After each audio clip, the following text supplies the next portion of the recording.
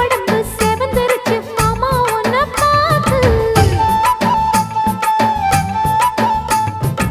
எனக்கும் இப்பவே திருச்சு மச்சம் ஒன்ன பார்த்து.